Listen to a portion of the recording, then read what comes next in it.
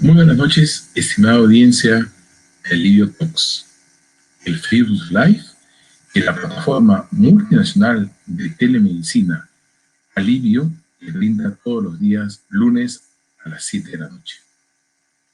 El día de hoy estoy especialmente encantado de presentar a nuestro invitado, quien no solamente es un muy distinguido pediatra intensivista peruano, investigador clínico, profesor universitario y además expresidente de la Asociación de Pediatría, sino que también, y de manera que no representa solo opinión personal, es considerado uno de los maestros de la pediatría peruana.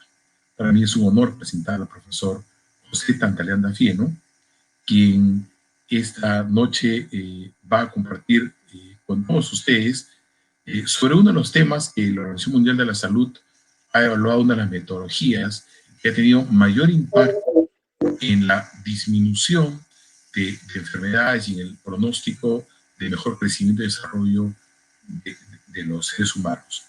Dos son las proposiciones que casi con poca diferencia de años se introdujeron en la práctica médica: el control de la mujer durante el embarazo y el control del niño sano. Estas metodologías de prevención y promoción de la salud han permitido un impacto enorme a nivel mundial, tanto en la prevención de enfermedades como en el mejor pronóstico y crecimiento de los niños. Bienvenido, doctor Tantaleán, a esta actividad y un placer tenerlo con nosotros. Y buenas noches con todos, buenas noches, doctor Padilla. Gracias por la presentación, excesiva me parece, pero gracias por la presentación y a sus órdenes para absolver las posibles preguntas o dudas que haya de la audiencia. Y yo también tengo varias dudas, por supuesto, ¿no? Que todavía me sigo preguntando, pero ahí conversaremos sobre algunos temas, como me ha mencionado, actuales de la pediatría. En cuanto al crecimiento y desarrollo, es algo que lo que hay que resaltar es un fenómeno que va sucediendo conforme una sociedad evoluciona. Usualmente el primer objetivo que uno tiene para cualquier situación de salud pública o de una enfermedad en particular o de un área en particular es disminuir la mortalidad, porque obviamente primero está la vida. Si no hay vida que salvar, entonces no hay nada que mejorar. Pero a la hora de que ya uno ha disminuido notablemente la mortalidad, entonces uno va preocupándose por aquellas personas que quedan vivas, por aquellos niños que quedan vivos. Y ahí es donde interviene la prevención, el cuidado antes de que sucedan los problemas. Porque muchas veces en pediatría, sobre todo, que es un ente en crecimiento constante, es cuando aparecen los problemas clínicamente, cuando ya el pediatra los detecta, muchas veces puede ser tardío. De tal modo de que acá esta es la importancia fundamental que menciona el doctor Padilla en lo que es el control del niño sano, el control periódico que hay que hacer al niño sano para poder saber que todo está yendo dentro de lo que es normal, dentro de lo que es esperado. Así que cuando la mortalidad infantil cuando yo inicié mis estudios en medicina, recuerdo que la mortalidad era de 80 por 1000 nacidos vivos. 80 por 1000 nacidos vivos. Ahora tenemos una mortalidad menor de 5 años de alrededor de 15 a 18%, que es mucho menor, o por 1000, perdón, 15 a 18 por 1000 nacidos vivos. Mucho menor. Entonces hemos logrado disminuir la mortalidad y por supuesto que hay que seguir trabajando, eso hay que bajarla por lo menos a la quinta parte, Dios mediante, pero ya tenemos que ver los problemas de mortalidad que aparecen cada vez más importantes en nuestra patología, en nuestra casuística de enfermedad, ¿no? Así que muy bien el tema, doctor Padilla. Parece no tener sentido eso de controlar a un niño que está sano, ¿no? Pero un niño que está sano, según la mirada de los padres, ¿para qué voy a ir al médico? Bueno, la pregunta en sí ya es de tipo dirigida, pero gracias también. Por supuesto, yo pienso que la mayoría de las madres está entendiendo de que debe ir y ya sabe de que el niño debe ir a control justamente por las razones que estamos mencionando. Es evitar que aparezcan problemas en forma demasiado tardía.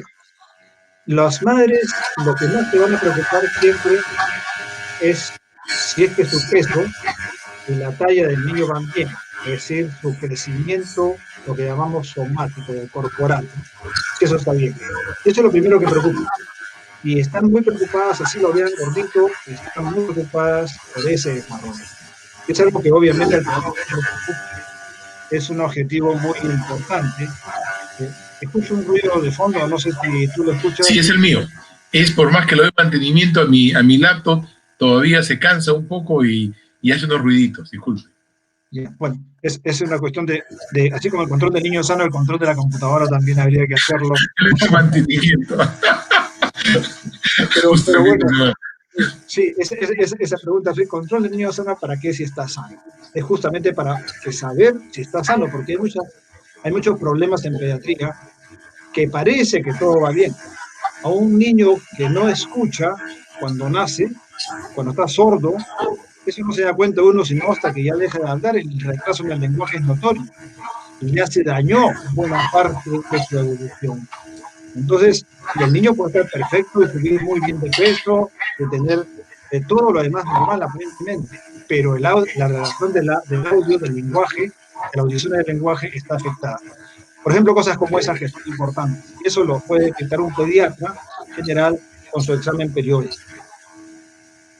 Como un pediatra tocó un tema muy bonito, ¿no? Porque yo recuerdo por mis hijas que cuando, y también por los pacientes y cuando nos entrenamos, que lo primero que los expertos en audición y lenguaje solicitan cuando un niño demora en dar sus palabras o se está retrasando, porque lo que hacen las mamás siempre, como usted bien señala, es comparar, ¿no? La felicidad que tienen cuando uno les dice, su niñito que tiene 6 meses pesa y mide como uno de 9, andan felices y agarran inmediatamente, se le dice, sí, yo lo he visto, que es más grande que el hijo de mi vecina, ¿no? Pero igualito, igual cuando demora un poco en hablar, ¿no? Y la pregunta es, ¿y cómo el padre se puede rescatar? Porque cuando uno lleva a un niño, cuando ya el niño, digamos, tiene problemas para hablar y es evidente, lo primero que le piden es justamente medir si escucha o no. ¿Cómo un pediatra a los 4, 5, 6 meses puede sospechar que el niño está creciendo bien, que tiene buen peso, buena estatura, pero que sin embargo no está escuchando bien? Sí, lo ideal es que el pediatra vaya haciendo las pruebas y su control de niño sano desde los 2 meses de edad o 3 meses de edad, en la cual puede colocar un sonajero de tono muy alto a uno de los oídos y el niño normal que escucha, no escucha como nosotros, así como no ve como nosotros, pero escucha ese sonido de tono alto, de tono muy agudo, y entonces va a voltear la cara hacia el lado del ruido. Y entonces uno puede hacer una prueba 2 o 3 veces en diferentes oídos, en los oídos para ver hacia dónde voltea la cara. Y ahí no está esperando ni siquiera que emita las primeras gorjeos, ¿no? De las palabras, el silabeo que comienza por esa edad a los 6 meses todavía. Así que eso puede hacerlo el pediatra desde temprana edad. Y la madre puede comenzar a sospecharlo cuando ya entra, todos hablan, y sin embargo el niño como que no reacciona a esa edad, ¿no? A los 6, 7 meses, cuando ya debe comenzar a voltear y a sonreír con la voz, ya no reacciona como debe reaccionar un chico normal, si es que la madre sabe comparar, o sea, si ha tenido un niño previamente o ha visitado a otros niños de esa edad previamente. Y cuando hay esa sospecha y el pediatra considera de que al usar este personajero y que el niño no venga hacia el lado del sonido, como usted nos señala, y si quisiera corroborar realmente, ¿tiene manera? Porque generalmente cuando vamos a una audiometría a los adultos, nos colocamos unos audífonos, nos emiten unos sonidos y uno responde, ¿no? Pero ¿cómo haría para confirmar si ese niño tiene buena audición o no? Claro, lo que se recomienda ahora, incluso antes de que el pediatra ejerza su función, es que desde recién nacido, en la etapa neonatal, se haga un descarte de hipoacusia o de falta de audición. Esto lo hacen a través de un estudio que se llama de potenciales evocados auditivos. Estos potenciales evocados auditivos los hace un otorrino que conoce y ya se considera como un tamizaje, es decir, como una prueba que se hace a todos los niños a la hora de nacer durante el periodo neonatal para saber si tiene una audición buena o no. Así que eso es la primera prueba. Si no se ha hecho, entonces entra el pediatra a identificar esta falta de audición. Y cuando ya uno tiene sospecha de la falta de audición, lo tiene que dirigir, derivar a un otorrino de niños, de preferencia, que haga potenciales auditivos y que pueda hacerse esta prueba y poder identificar la hipoacusia. Esa es la forma en la cual se dirige este problema en la edad pediátrica, en los primeros meses de vida, ¿no? En su experiencia, doctor Torrelián, aparte de este problema de audición, ¿existen algunos otros trastornos que pueden ser detectados por el médico en estos controles mensuales que se hacen en el primer año de vida y que al detectarlo tempranamente mejore el pronóstico o cambie el pronóstico de este potencial problema? Sí, sin duda que sí. O sea, existe muchas enfermedades, patologías, que como decíamos, no van con un problema en el peso, en la talla, el apetito del niño y todo parece ir muy bien, pero hay algo que no se puede descubrir si no se examina expresamente, exprofesamente. Hay que buscar este problema. Uno de los más conocidos es la displasia de cadera, la displasia del desarrollo en la cadera. Es un problema con el que el niño puede nacer y como dice usualmente, más que luxación, que es una cosa mucho más evidente y más notoria, puede haber un desarrollo incompleto de la cadera al nacer y eso puede persistir, incluso intensificarse durante el crecimiento del niño. Eso es importante detectarlo antes del año de edad, mucho antes del año de edad, de preferencia en la etapa neonatal, de preferencia en los primeros 3 meses de vida. Cuando uno lo hace después de los 3 meses de vida, puede ser un poco tarde. Y esa práctica que en muchos centros se realiza de que el neonato sea visto hasta los 3 meses de edad puede ser buena porque el neonatólogo sabe hacer las maniobras, unos movimientos especiales en la cadera, que a propósito, muchas madres a veces me decían como que, sí, pues usted le abre las caderas a mi hijo como si fuera una ranita. Y efectivamente ese es el movimiento que hay que hacer, bueno, uno de los movimientos que hay que hacer para poder detectar. Y eso lo hace el pediatra entrenado. De tal modo de que sí, se ve un poco extraño para la madre, inusual, pero hay que explicarle siempre a la madre, vamos a examinar la cadera y se hace así, de esta forma, así que para que no se sorprenda. Entonces, la displasia de cadera, la importancia es detectarla lo más tempranamente posible, porque cuando lo detecta temprano, las intervenciones que se hacen para curarla, para corregirla totalmente, estas son muy eficientes, muy eficaces y no interviene ni cirugía ni cosas muy agresivas, excepto que sea una luxación congénita de cadera, que es una cosa diferente y más notoria, como digo, más fácil de diagnosticar, pero también más difícil de tratar. Entonces, la displasia de desarrollo de la cadera es mucho más común, mucho más frecuente, y cuando lleva indetectada, puede producir desarrollos de problemas severos. Solamente como ejemplo, mi hermano mayor, yo tengo solamente un hermano, tiene 3 años más que yo, tiene 72, para que puedan hacer las restas respectivos y los que estén interesados, pero no creo que el otro país esté muy interesado en esto. En él, un día estábamos en el carro cuando él ya tenía casi 40 años y yo me quedé en el carro y se fue a comprar a la farmacia, lo veo cruzar la calle para ir a comprar a la farmacia y regresar y lo veo cojeando. Él tenía 40 años y yo 3 años menos. Yo ya era médico. Y le digo, ¿por qué te cojeas? Y él me dijo, no, no estoy cojeando. O sea, ya ni siquiera se da cuenta que cojeaba.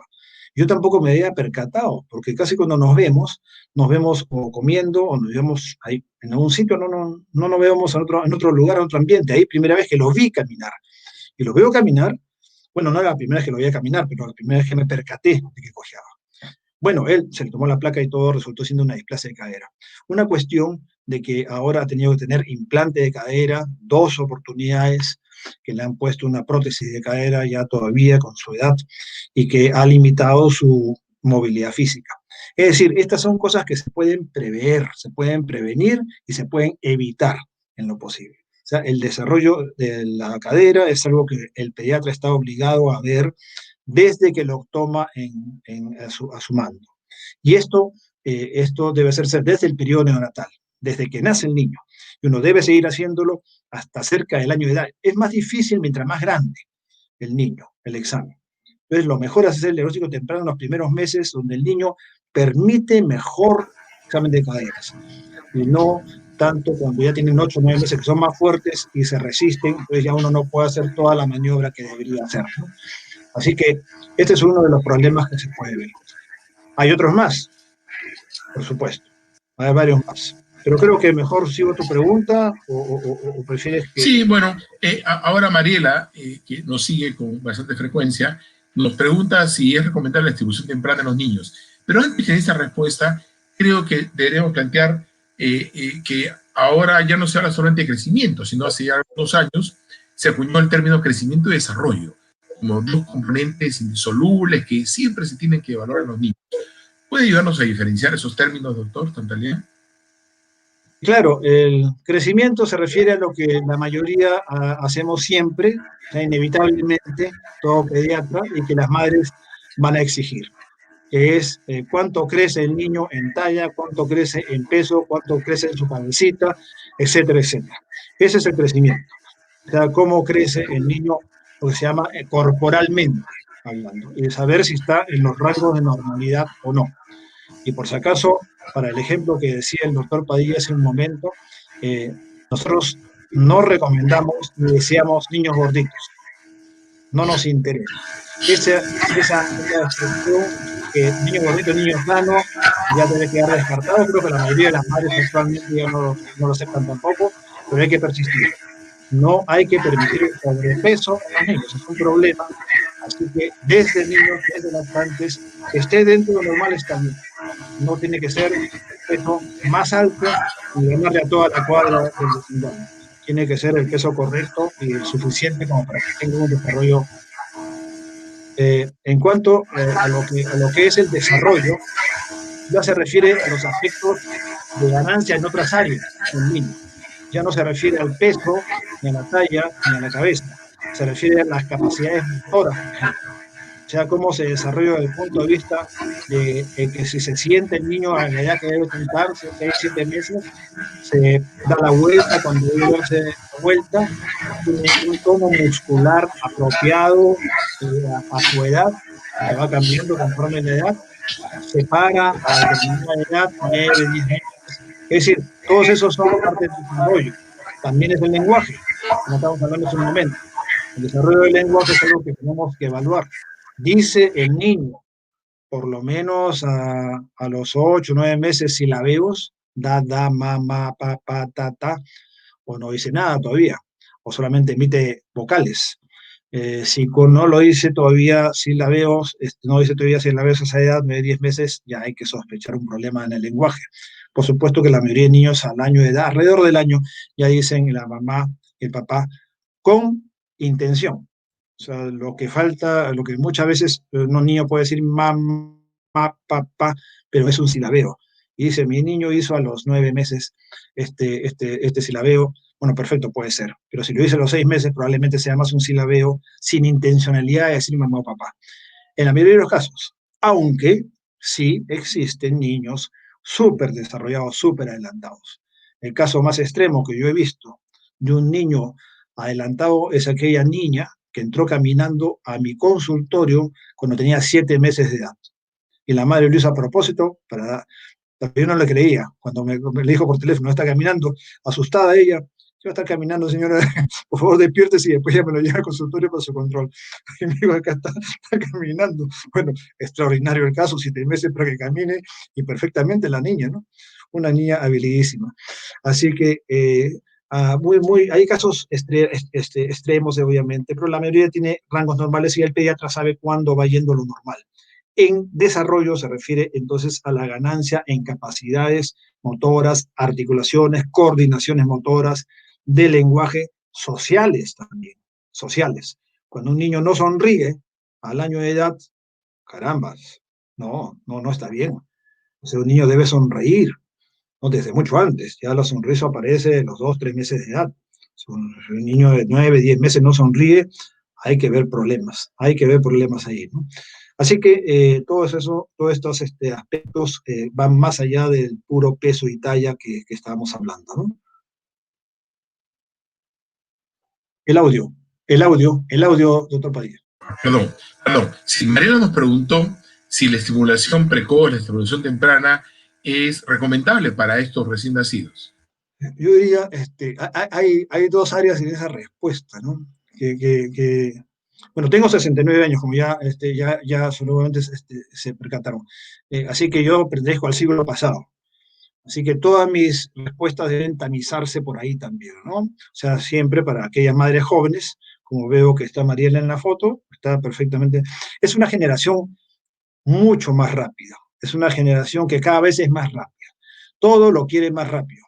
La tecnología 5G, de la que seguramente el doctor Padilla sabe muchísimo ya, está adelantado porque siempre se compran los primeros equipos que llegan de última tecnología. Yo me demoro muchísimo más, pero él sabe perfectamente que todo es la rapidez, todo es rapidez. Y el tiempo que demora para uno entrar a una página ya cada vez es menor y con 5G dice que va a ser espectacular. Ya no hay ese tiempo, ¿no? Ese espacio de tiempo que hay, o no va a haber. Así que toda esta generación, toda la sociedad va caminando hacia esa rapidez. Una de esas expresiones viene a ser que quiere que sea más hábil, que consiga habilidades antes. Y muchos niños pueden lograrlo, sí es cierto, y por supuesto que sí. Y puede ser bueno, también puede ser bueno.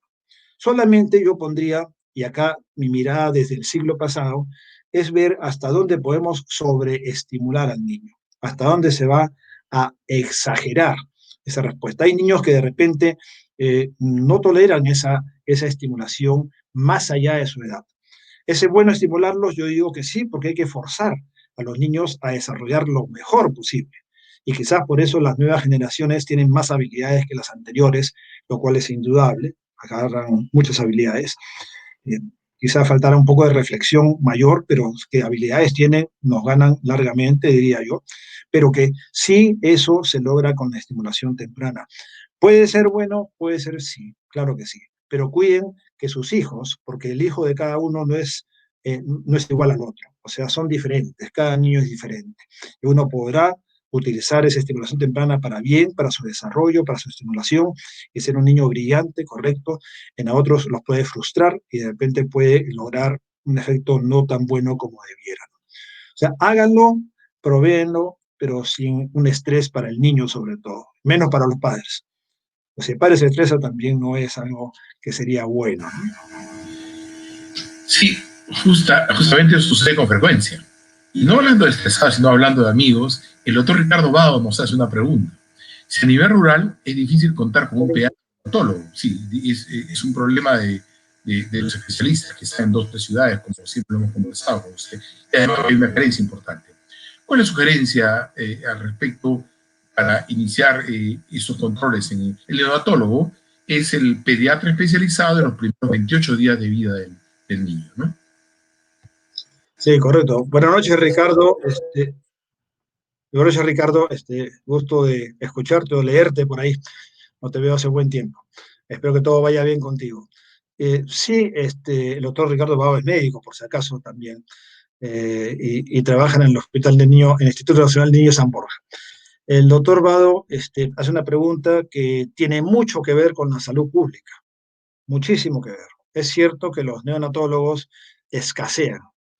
De hecho, esa ha sido la razón por la cual el Colegio Médico, las sociedades médicas científicas han tenido que aceptar que para ser neonatólogo en este país no se requiere ser pediatra, primero. O sea, de frente uno termina la carrera de medicina, antes tenía que llevar 3 años de pediatría y luego hacer 2 años más para neonatología y así ser ya un neonatólogo. Desde hace unos 6, 7 años, no recuerdo bien, debido a la escasez de neonatólogos, se está tratando de cerrar la brecha, apurando la formación de personas capacitadas para la neonatología. Y eso se ha hecho a través de la eliminación de la exigencia de ser un pediatra para llegar a ser un neonatólogo.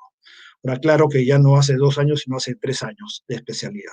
Así que ya la formación en las escuelas ahora puede ser directamente en neonatología y ha ahorrado 1 o 2 años, no recuerdo exactamente cuánto, en la formación de neonatólogos para acortar más la brecha y lograr disminuir la mortalidad infantil, que básicamente es en el periodo neonatal, porque ese es el objetivo de este desarrollo de la neonatología. ¿Hay que tener neonatólogos? Sí. ¿Importante para la salud pública? Sí. Necesitamos los neonatólogos, pero no hay, como bien dice el doctor Vado, no hay cantidad suficiente todavía, y probablemente esto demore 10 o 15 años más en poder cerrar esa brecha, porque no se puede hacer antes, en tiempos menores. Así que donde no hay neonatólogos, hay pediatras. Hay pediatras, señores, y donde no hay pediatras incluso, porque en la época en que yo salí a provincia, eh, en la provincia en la que yo hice mi servicio rural, que es acá nomás, a 80 kilómetros saliendo de Lima, había un pediatra. Y yo llegué a esa comunidad, a esa ciudad, no voy a decir cuál era, pero esa ciudad, y era no segundo pediatra, era el sujeto que iba como servicio rural. Pero me hicieron fungir de pediatra y bueno, yo ya había tomado la decisión de ser pediatra también. Así que fungí de pediatra durante ese tiempo. Muy pocos pediatras, pero ahora hay muchos más pediatras y los pediatras pueden asumir esto que estamos mencionando perfectamente, porque el pediatra es una especie de tamizador, de cernidor, y mira los problemas, identifica los problemas y deriva los problemas. Lo que necesitamos es más que un súper especialista hasta que se pueda conseguir el neonatólogo en el sitio apropiado. Necesitamos un especialista que identifique los problemas fundamentales y que eso los derive a la ciudad más cercana, en donde se le pueda corregir, ¿no? Eso se llama Organización de la Salud, que es un sistema que ya debe estar a cargo del Ministerio de Salud. Y es un problema porque sí, en eso fallamos muchísimos a nivel de país, a nivel de ministerio hay mucha organización que todavía no funciona. Ayer mismo, anteayer, una persona que trabaja conmigo en la zona de Cañete me llamó por teléfono, su hija se había caído de 5 años y estaba vomitando. Bueno, llévalo al hospital, que le tomen su tomografía y que lo vea el neurocirujano. Fue al hospital de Cañete, el hospital regional, el más grande de Cañete, y me llama para decirme, no hay neurocirujano. No hay neurocirujano, o sea, se le toma la tomografía, había una hemorragia y tenía que ser transferido a Lima, de acá de Cañete, porque no había neurocirujano. Eso es organización de salud, y el padre ha tenido que llevárselo por su cuenta, porque en la ambulancia tenía que esperar la aceptación de la referencia. Le dije, agarra a tu hijo y llévatelo al hospital del niño San Borja, para que lo vean. Ya lo operamos, ya está operado, ya está sana la niña, pero vieron ustedes, ese es el problema de organización de salud. Lo que pregunta el otro lado es muy importante, porque está denotando un problema de eficiencia de personal, de profesionales especializados, pero a la vez también tenemos que organizarlo para suplir esta deficiencia de personal. Estábamos conversando acerca del crecimiento y desarrollo y la importancia de ver entonces el desarrollo, ese desarrollo que usted nos señaló, motor, de lenguaje, y que evidentemente lo que muestra es el desarrollo cerebral. Hemos escuchado mucho, en los últimos años muchísima propaganda acerca de fórmulas infantiles que mejorarían el desarrollo cerebral. Este desarrollo se da solamente en los primeros años de vida, y también hemos escuchado comentarios acerca del impacto de la anemia, del déficit de hierro en el desarrollo cerebral. ¿Podría comentarnos este punto? ¿Cómo puede hacer un padre de familia para evitar problemas en el desarrollo cerebral de su niño y que pueda realizarse de la mejor manera? Muy importante, doctor Padilla, y muy importante para las madres. Este es un problema, porque dentro de la frecuencia de anemia que tenemos en el país es alrededor de 40%, casi en menores de 3 años. Es altísima. O sea, 4 de cada 10 niños va a sufrir anemia. El problema no es la anemia. El problema en sí mismo no es la baja hemoglobina y que le baje el apetito, está medio apático. El problema de la anemia es la deficiencia en el desarrollo neurológico, porque la anemia más común es la anemia debido a deficiencia de hierro. Y se sabe que la deficiencia de hierro, aún sin anemia, tiene problemas del desarrollo neurológico. Por ende, y por consecuencia, lo que uno debe prevenir es la anemia, sí, pero buscar exactamente también cuál es el nivel de fierro que tiene el niño. Entonces, Cuando uno hace diagnóstico de anemia, generalmente le digo ya a mis alumnos, están llegando un poco tarde al diagnóstico, porque ya no se ha podido prever que ese niño haga la anemia. La anemia, señoras, señores, por favor tenganlo en cuenta, es mucho más importante que el estreñimiento. Y lo digo porque una de las razones, uno de los problemas que he tenido en la práctica privada con gente de clase media, media baja, media alta, con esas personas, es que se les indicaba una prevención de fierro desde los 4 o 6 meses de edad, como se indica en las guías, y que no le daban. Y cuando yo les preguntaba, porque les había hecho un control a los 10 o 12 meses de la hemoglobina estaban bajo, pero ¿no le dio usted el hierro, señora? Sí le comencé a dar, pero se lo retiré porque lo estreñía. Señoras y señores, por favor, escuchen bien, el estreñimiento es un problema, sí, pero es un problema que lo podemos manejar los pediatras. Hay dietas, hay formas como manejar el estreñimiento. La anemia por deficiencia de hierro es un problema que ya no podemos manejar, porque el problema lo va a sufrir el niño con un desarrollo intelectual por debajo del que debió haber adquirido. Y no basta con la recuperación. Existen gráficos que nos mencionan claramente estudios, lo que se llaman de largo tiempo, longitudinales, de años, que van estudiando niños desde el año de edad hasta los 18 años o 21 años de edad, en el cual se ve los niños con anemia, que su desarrollo intelectual, medido por ciertas escalas, van debajo de las cifras normales de desarrollo intelectual medido por las mismas escalas en aquellos que no tuvieron anemia. Y van bajo desde el año de edad y se mantienen en todos los años. Aquellos que recuperaron la anemia superan, por supuesto, a los que han mantenido la anemia durante todos esos tiempos, desde un año hasta los 18 años. Y recuperan, lo superan a ellos, pero no logran igualarse a los normales, o sea, a aquellos que nunca tuvieran anemia. El mensaje es, otra vez, cuando uno trata la anemia, puede recuperar, pero no puede recuperar todo lo que debió haber tenido genéticamente determinado o ambientalmente determinado para su desarrollo intelectual. Señores, no permitan que la anemia maltrate a sus niños, porque es su futuro, es el futuro de ellos, el futuro de la familia, el futuro de la sociedad y del país incluso, ¿no? Imagínense ustedes poblaciones de Puno, y perdóname que diga esto, pero me exaspera, me deprime, que en Puno haya 70%. O sea, esa prevalencia de anemia del 40% es un poco engañosa. 4 de cada 10, sí, pero hay zonas del país como en Puno está a 7 de cada 10 niños. 70% de la población ya está condenada a tener un cociente intelectual por debajo del que debiera tener. ¿Cómo va a progresar un país? ¿Cómo va a progresar una ciudad así? Así que, por favor, señores, señoras que están escuchando, transmitan a sus amigos, a sus familiares. La anemia debe ser prevenida. Tratada es un poco tarde. No está de más tratarla, pero prevengan la anemia, por favor. Uno de los puntos siempre importantes durante este control de niño sano es el calendario de inmunizaciones, el calendario de vacunas.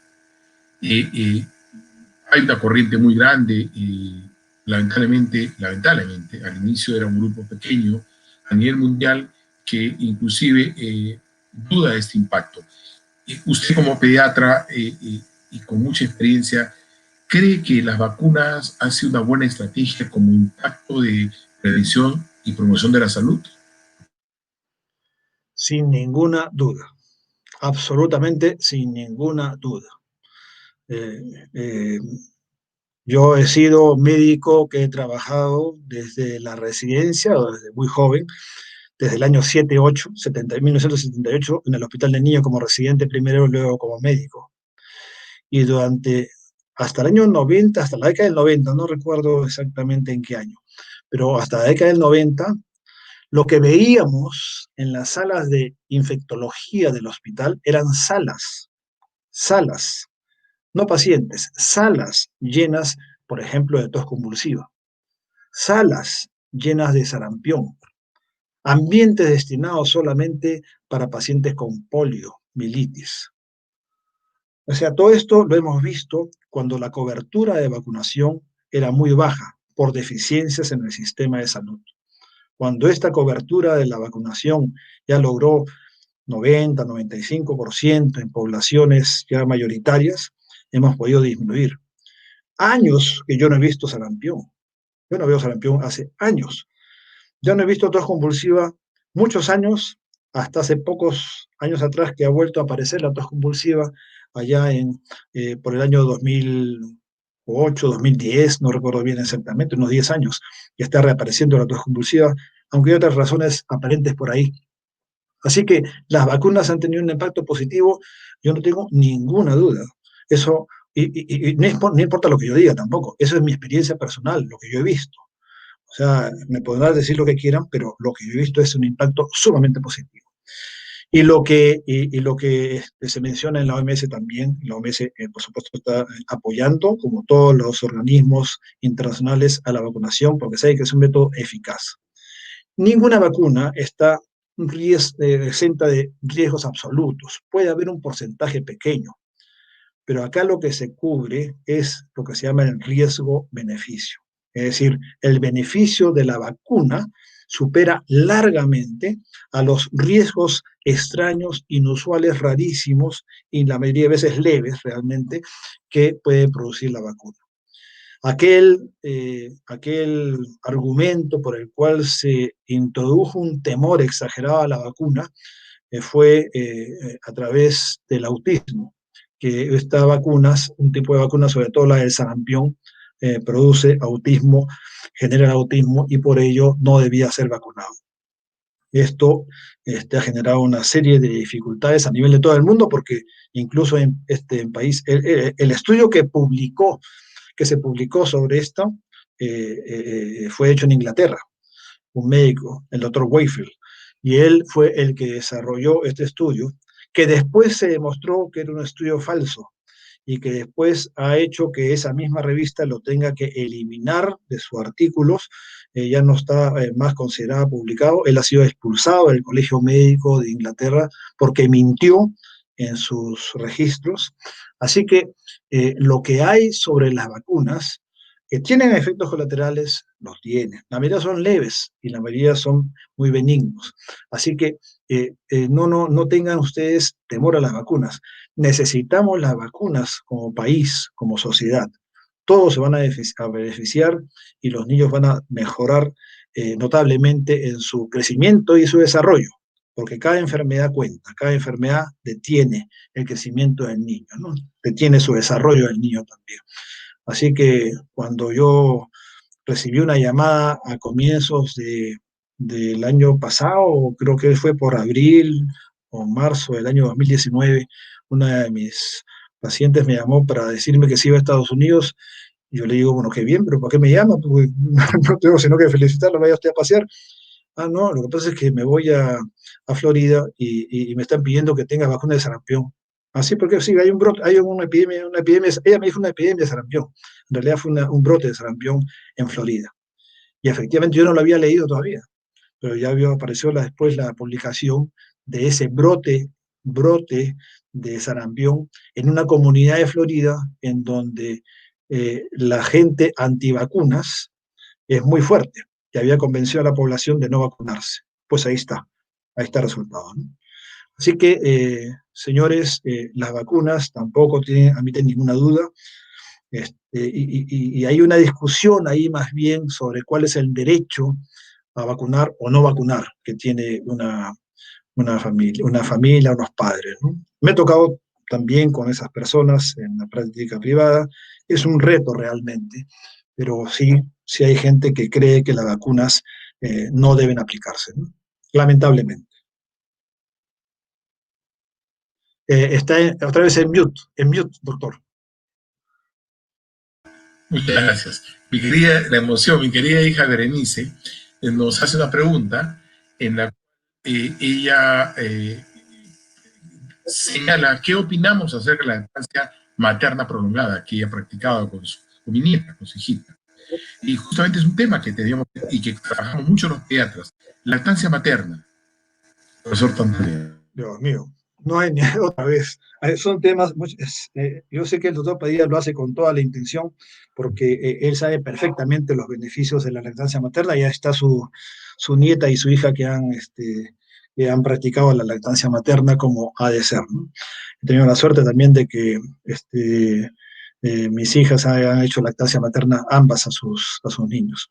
No hay tampoco absolutamente ninguna duda de que la lactancia materna es eh, absolutamente recomendable. Recuerden ustedes históricamente, y otra vez regreso al siglo pasado ya casi soy casi septuagenario dentro de unos pocos meses. Y ustedes, lo que hemos visto ha sido de cómo las fórmulas infantiles creadas por los laboratorios, lo que han hecho todos estos 40 años últimos que yo he podido verlo, ha sido mejorar su tecnología para parecerse cada vez más a la lactancia materna. Y es un reflejo de que lo que ellos hagan están simplemente emulando o intentando emular al producto del pecho materno. O sea, porque ese es el estándar. Y de hecho, el crecimiento que tenemos, las curvas que utilizamos para saber si su niño está creciendo, desarrollando bien en el sentido de peso, talla y cabeza, lo tomamos de esas madres, de esas tablas construidas a partir de madres con lactancia materna, porque eso es la forma como deberían crecer. Las tablas que usábamos antes, que eran las americanas, no decían eso. Las tablas simplemente decían el promedio de lo que uno encuentra en la sociedad. No, cuando uno habla de lactancia materna exclusiva hasta los 6 meses y luego puede ser continuada y prolongada más allá, hasta los 2 años, en la mayoría de los casos, algunas veces algunos lo usan un poco más, pero cuando uno utiliza ese crecimiento es el que estamos utilizando nosotros para poder saber si el niño crece normalmente o no, porque ese es el crecimiento que deben tener, no el que se observa, sino el que deben tener. Así que, señores, la lactancia materna sí, sí y sí. ¿Existe lactancia materna prolongada? Quiero decir, ¿cuál es el tiempo que se debe dar de lactar? Cuanto más tiempo se dé es mejor. ¿Debe haber un límite en cuanto a esta lactancia materna? Bueno, no creo que nadie pueda dar lactancia materna a un niño, a un adolescente, ¿no? O sea, comenzando por ahí. Pero vamos a lo usual. Una lactancia materna debe ser exclusiva hasta los 6 meses. O sea, solamente lactancia materna y no necesita más. No necesita ni agua, ni fruta, ni nada. Solamente lactancia materna exclusiva hasta los 6 meses.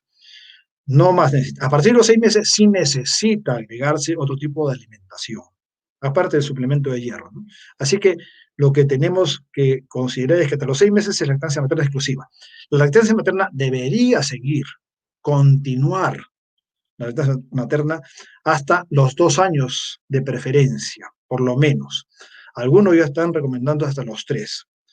Bueno, mi opinión personal es que yo yo pediría a mis pacientes que sigan lactando a sus niños hasta los 2 años. Y recuerden ustedes, hay un estudio precioso que está en el Lancet, en donde hacen una revisión muy completa, con el doctor Víctor, que es brasileño, que es amigo del doctor Huicho, amigo nuestro también, y que en ese estudio que han publicado, muestra los beneficios de la lactancia materna. Aquellos que han tenido a mayor lactancia materna y mayor exclusividad de lactancia materna muestran varias diferencias con los que no han tenido lactancia materna exclusiva. Una de las diferencias importantes, ¿sabe cuál es? Nivel de cociente intelectual. Mayor nivel de cociente intelectual en los hijos de aquellos padres que le han dado más tiempo, más seguido, más continuo a la lactancia materna.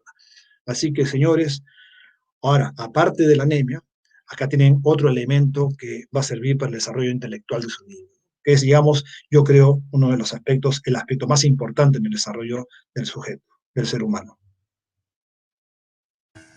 Leandro nos pregunta, vivo en un país europeo donde hay muy poco sol. La pediatra de mi hija de 2 años me dice que debe consumir vitamina D de forma religiosa todos los días. ¿Hasta qué debería consumirla? ¿Hay alguna contraindicación por su uso prolongado en el tiempo? ¿Es recomendable que mi hija tome lactobacillus reuteri protectis de forma regular? Muchas gracias. En cuanto a la vitamina D, sí se recomienda en los países de muy poco sol, sobre todo aquellos que son más nórdicos, en los cuales, como dicen, el verano duró un día, ¿no? Es decir, pues hay un, y no es un, o sea, dura muy poco tiempo y los días son muy cortos. O sea, me refiero a la claridad, más que los días son cortos, la claridad puede ser de 3 horas al día, dependiendo de dónde esté uno, ¿no? De qué tan cerca al polo esté. Pero sí, es así, y puede haber esas horas de claridad son, digamos, de 3 horas o 4 horas como máximo al día, y ni siquiera es un sol esplendoroso, es un sol que sale, como decimos, de costado nomás, ¿no? O sea, no sale por arriba y se va por otro lado. No, no, va de costadito. Entonces uno mira una penumbra, ¿no? Es una claridad, sí, es una claridad, pero es una claridad más lúgubre que sí, le digo porque lo he vivido también. Así que allí está perfectamente indicado la vitamina D. El tiempo no lo puedo decir, eso sí, no lo recuerdo. Sería bueno que si vive usted en ese país, conozca y pregunta al pediatra las guías hasta qué edad. La vitamina D es una de las que puede causar intoxicación, o sea, la dosis excesiva de vitamina D puede causar intoxicación. Entonces, hay que saber la dosis preventiva que se da, que no sea mayor que ella. Lo que usábamos, bueno, no usábamos, yo no lo sé, porque la generación anterior a quien habla, de pediatras, usaban los golpes vitamínicos y dentro de ellos los golpes de vitamina D. Entonces el golpe de vitamina D significaba una dosis de vitamina D 10 veces mayor de la que se necesita para tener como necesidades diarias, ¿no? Entonces, esos golpes vitamínicos, por supuesto, acabaron, ¿no? Ya no hay más golpes vitamínicos. Ya no existe, ya no debe ser, está contraindicado. Pero en esos países, no digo que ponga golpe vitamínico, lo que estoy diciendo es que vaya y consulte hasta qué edad es, pero que se tiene que dar en forma regular, por lo menos los primeros años, sí, sin duda, sin duda. Y en cuanto al lactobacillus reuteri, si tiene que darlo en forma regular, pues no, yo no lo creo, no me parece, no veo razón para que uno lo tenga que recibir en forma permanente, ¿no? O sea, no. O sea, uno forma su flora intestinal con lo que come, con lo que ingiere, y ahí va defendiendo. O sea, hay muchas teorías al respecto, pero digamos que no, que la respuesta a eso, a esa pregunta, en mi opinión, no, ¿no? Nosotros somos muy agradecidos por las preguntas, pero tenemos otras que resolver, porque durante la semana nuestra audiencia nos ha ido enviando esas preguntas. Y es acerca del impacto de esta pandemia del coronavirus en los niños, ¿no? La chance, las posibilidades de que un niño se contagie con el COVID-19 son idénticas a las de un adulto. Bueno, el niño es un problema porque el niño puede parecer muy asintomático, ¿no? O sea, no llega a manifestar todos los síntomas que tenemos en los adultos cuando tenemos manifestaciones sintomáticas, así que probablemente ellos tengan mucho más probabilidad de tener la infección que mostrarla, que es tener sintomatología. Ahora, lo que se sabe es que estos niños, los niños cuando se infectan de COVID tienen una enfermedad mucho más benigna, es mucho menos frecuente que en los adultos, mucho menos frecuente, y es mucho más benigna y con una mortalidad muy, muy baja, ¿no? Así que digamos que los niños no son los particularmente afectados, felizmente, ¿no? Que eso ya se vio desde el comienzo en esta pandemia. No son los más afectados, pero puede ser transitorio. ¿Y se conoce, perdón, doctor Tantelán, ¿y se conoce por qué esta reacción diferente en los niños que en los adultos? Yo no la tengo muy clara todavía, pero obviamente tiene que ver con la respuesta inmunológica, ¿no? Que tienen los pacientes, tanto adultos como los niños. Pero yo no he ahondado en ese tema en particular. Las mamás también y otros colegas, inclusive alguna vez me preguntaron si era conveniente o no que los niños en pandemia, tal como ha sucedido en otros países de Europa, vuelvan a clases. Bueno, nuestros niños ya van a salir de vacaciones este año. ¿Qué opina usted al respecto de que en marzo del próximo año vuelvan a clases los chicos? Porque todavía estamos en pandemia de COVID, ¿no? Ese es un tema absolutamente controversial todavía, porque hay gente que va a estar a favor y gente que va a estar en contra. Lo que entiendo que la UNICEF y la OPS están recomendando hasta septiembre de este año ha sido, o es, que todo depende de la valoración riesgo-beneficio que se haga, ¿no? Es decir, por un lado, la enfermedad es muy benigna en los niños, es rara vez que tienen enfermedad severa y muy extraña la mortalidad. Entonces el niño no es particularmente afectado. Y lo que sí se afecta en el niño cuando deja de ir a la escuela es su formación escolar, su estudio, la capacidad de interacción con el resto. Entonces, hay que sopesar estas dos partes, ¿no? La parte de la educación del niño, que no es posible suplirla con solamente las clases virtuales. Y creo que la mayoría de madres lo está aprendiendo cuando ven a los niños que están participando a través de la, de la del Internet. Entonces, uno debe sopesar.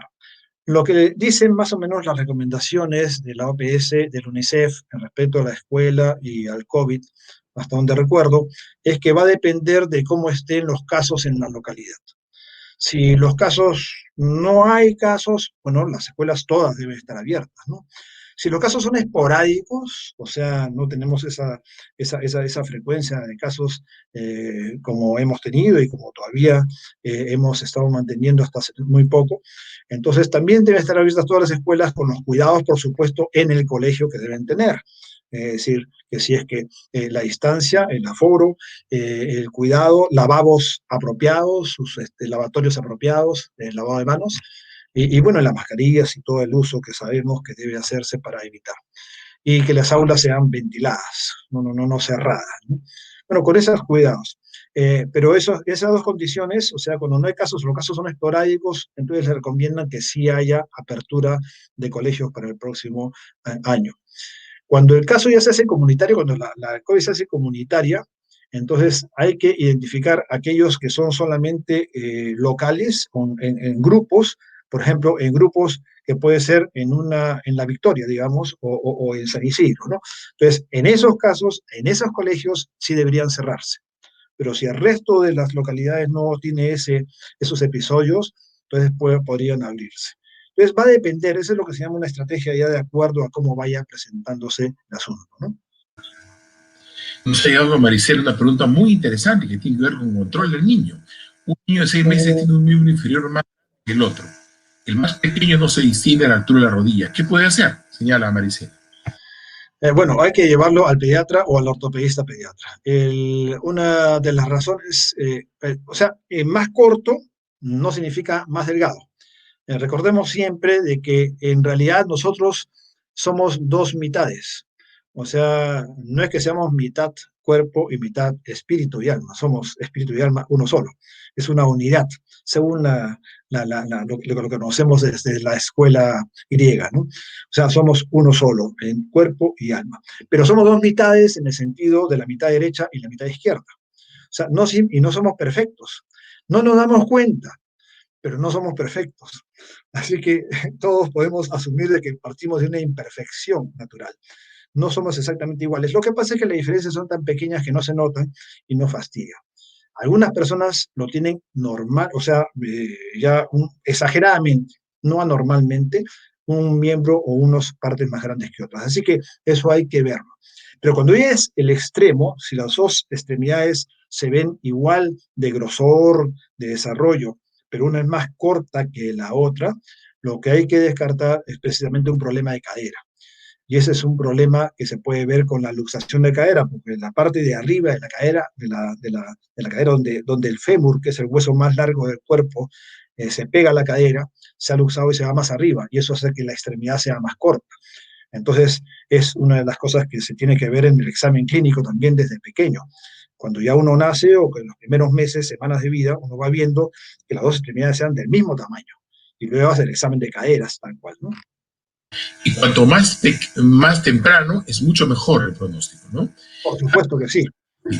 Carmen nos pregunta, nos señala que su niño tiene 2 años, en casa no usa zapatos, qué rico. Yo quisiera también no hacerlo, pero Sí, mi sí. mujer no me deja así. Cuando se los pongo, tiende a meter el pie izquierdo, o sea, hacia adentro camina, ¿no? ¿Lo debería dar un médico ortopedista? Es una pregunta muy, muy frecuente. Al caminar, la punta de su pie va hacia adentro. Es un tema también que ya ha pasado dentro a la parte de la mitología pediátrica, ¿no?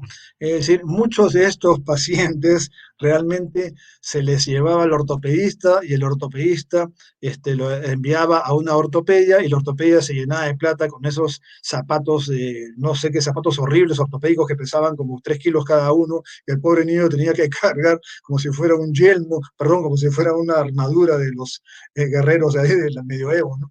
Entonces era terrible. La verdad que se sabe que todas estas cosas pasan sin mayor problema, ¿no? Lo importante es que cuando usted vea que los pies están ahí y uno lo mete así, lo mete así, qué sé yo, si usted lo puede mover libremente, si usted lo puede mover bien en todas las direcciones, quiere decir que la articulación está bien, no es problema, es posicional. Entonces, él no necesita ningún zapato especial, ni ningún ortopedista. Si usted quiere lo llevar al ortopedista para que se quede más tranquila, pero generalmente cuando uno puede hacer el movimiento giratorio de las articulaciones, en este caso del tobillo, entonces no hay ningún problema ahí importante. Y es posicional, lo que sea posicional. El audio, doctor Padilla, el audio. Muchas gracias. Lo que pasa es que estoy retirando el audio porque parece que tengo un problema con la computadora a pesar del mantenimiento. Pero preguntaban si al terminar estos 2 años de lactancia materna que usted recomienda, debería continuarse dando alguna fórmula láctea. Quiero decir, darle leche de vaca y aquí en el país está muy acendrado el concepto de que el niño debe tomar leche todo el tiempo, hasta los 15, 20 años su vaso de leche. ¿Qué opina al respecto, doctor Tampalian? Bueno, para responder esta pregunta, felizmente no tengo a mi esposa al costado porque ella es fanática de la leche. Pero el asunto está en que, sí, pues nosotros somos seres humanos, ¿no? Quienes necesitan leche son los terneros, o sea, son los hijos de las vacas y no lo digo como son de burla, sino que para llamar la atención, nada más, ¿no? El sujeto, el ser humano, no necesita en forma estricta la leche como tal para seguir viviendo normalmente y desarrollando normalmente. El niño, por eso se dice que la lactancia materna debe usarse hasta los 2 o 3 años porque es suficiente y no requiere más nada, ¿no? O sea, cuando uno da la leche, más allá de los 3 años, está dando un alimento que tiene proteínas, tiene varios componentes, o sea, es innegable que tiene ciertas virtudes, pero que no es algo que sea necesario. Uno puede conseguir todos los elementos que tiene ahí con otras fuentes como son frutas, verduras, cereales, las verduras, ¿cómo se llama? Las carnes y bueno, en fin, todos los alimentos, la distribución, la variedad en los alimentos es lo que garantiza una buena nutrición. Y no es la leche precisamente lo que debe estar en el centro, para nada. Así que si le gusta la leche y no tiene problemas, bueno, recuerden ustedes que usualmente a partir de los 5 años, 4 o 5 años, ya comienza a ver con mucha frecuencia lo que se llama la intolerancia a la lactosa, ¿no? Que no se nota en muchos pacientes porque es leve. ¿Qué significa eso? Que ya el organismo ya comienza a no digerir la lactosa porque no está preparado para recibir leche toda su vida. Está preparado para recibirla solamente los primeros años de vida, ¿no? Y después ya debe de retirarse. Entonces, cuando ya una persona y un niño incluso comienza a tener mucha intolerancia a gases, cólicos y diarreas cuando toma leche, hay que sospechar una intolerancia a la lactosa de estos pacientes. No necesita la leche permanentemente más allá de los 3 años de vida, ¿no? El audio otra vez, aunque está el otro. Sí. Esta es una pregunta también muy interesante acerca, el otro lado nos pregunta, una mamá le consultó que su hijito había tenido aparentemente anemia, le dieron un tratamiento y quería hacerse el control y le respondió que estaba en plena pandemia, en pleno pico de pandemia, sí, que mejor no acercarse a los servicios de salud, ¿no? Es una pregunta ética, quién sabe, pero esto ha sucedido mucho y a un paralelo con las inmunizaciones, ¿no? Porque Exactamente. Exacto. muchísimos niños han quedado sin inmunizaciones y eso es un problema en este momento, en mi opinión, doctor, quisiera la suya, por favor, que es la que nos importa, más importante esas vacunas que la epidemia del COVID para los niños.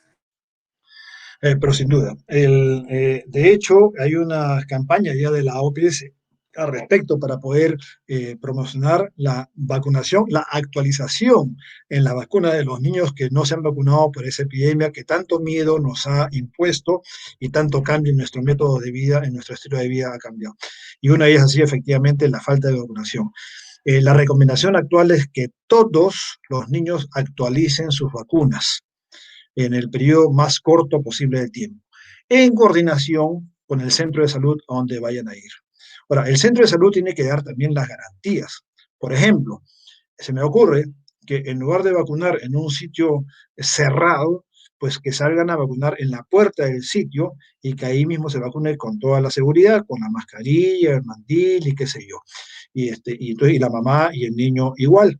Pero que debe vacunarse y dándole la seguridad. Y para eso están los centros de atención de las vacunas, para poder dar el ambiente apropiado y las condiciones apropiadas para vacunarlos. Deben vacunarse, deben actualizar sus vacunas cuanto antes. Muchísimas gracias. Esto de 40 minutos se convirtió en algo más de una hora. Estimado maestro, agradecidísimo por su presentación tan clara como siempre y tan amena. Le agradezco mucho. Espero tenerlo pronto nuevamente con nosotros. Todo se debe a muy buen entrevistador. Muchas gracias también a todos y saludos por la casa. Un fuerte abrazo. Muchas gracias. Estuvo con Bye. nosotros José Tantalanta Fiel. Como Alivio Perú, la plataforma de telemedicina, piensa con el corazón, escucha con el corazón. Nuestra próxima presentación del lunes 14 será con el doctor Lizardo Mija, miembro del equipo de profesionales de Alivio Perú, médico neurólogo y también distinguido neurólogo del Instituto Nacional de Ciencias Neurológicas, quien nos acompañará el próximo lunes a las 7 de la noche para hablar sobre un tema de gran importancia por los enormes avances e investigación que se han realizado, que es migraña. El doctor Mija no solamente es neurólogo, sino es un excelente investigador clínico, y estoy seguro que muchos de nuestros amigos de esta comunidad de Alivio van a poder seguirnos la próxima semana. Muy amable por su audiencia y hasta el próximo lunes.